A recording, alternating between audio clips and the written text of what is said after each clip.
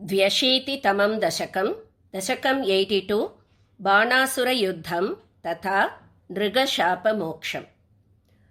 प्रद्युम्नो रौक्मिणेयः स खलु तव कला शम्भरेणाहृतस्तं हत्वा रत्या सहाप्तो निजपुरमहरद् रुक्मिकन्यां च धन्यां तत्पुत्रोऽथानिरुद्धो गुणनिधिरवहत् रोचनां रुक्मिपौत्रीं तत्रोद्वाहे गतस्त्वं न्यवधिमुसलिना रुक्म्यपि द्यूतवैरात्।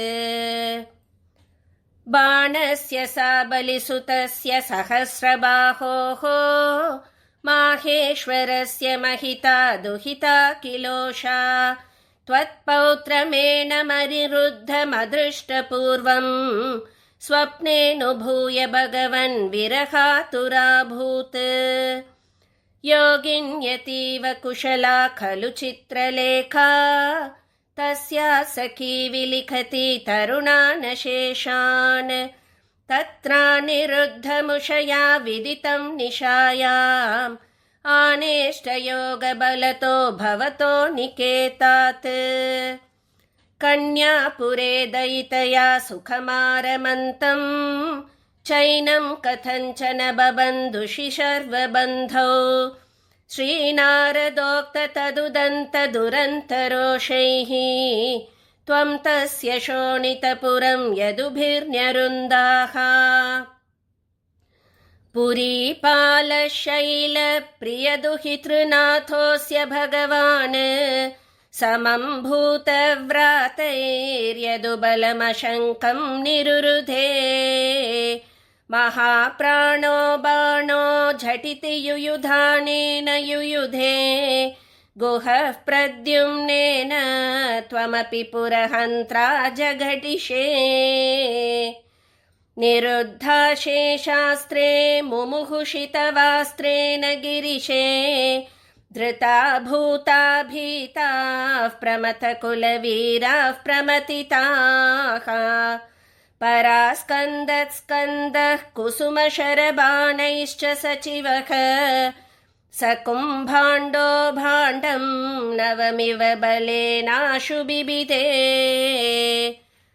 चापानां पञ्चशत्या प्रसभमुपगते छिन्नचापेतबाणे व्यर्थे याते समेतो ज्वरपतिरशनैः अज्वरी त्वज्वरेण ज्ञानी स्तुत्वाथ दत्त्वा तव चरितजुषां विज्वरं सज्वरोगात् प्रायोऽन्तर्ज्ञानवन्तोऽपि च बहुतमसा रौद्रचेष्टा हि रौद्राः।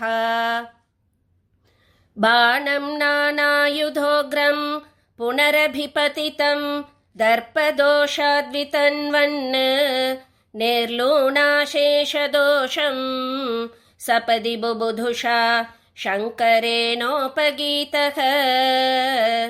तद्वाचाशिष्टबाहुद्वितयम् उभयतो निर्भयं तत्प्रियं तं मुक्त्वा तद्दत्तमानो निजपुरमगमः सा निरुद्धः सहोषः।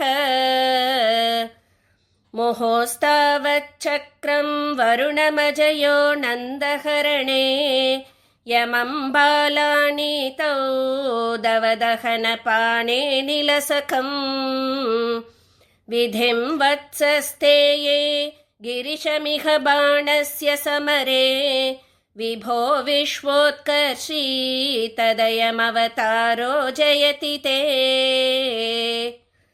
द्विजरुषा कृकलासवपुर्धरं नृगनृपं त्रिधिवालयमापयन् निजजने द्विजभक्तिमनुत्तमाम् उपदिशन् पवनेश्वर पाहि माम्। सदा सर्वत्र गोविन्दनाम संकीर्तनं गोविन्द गोविन्द। श्री गुरुवायूरप्पा शरणं श्री हरये नमः।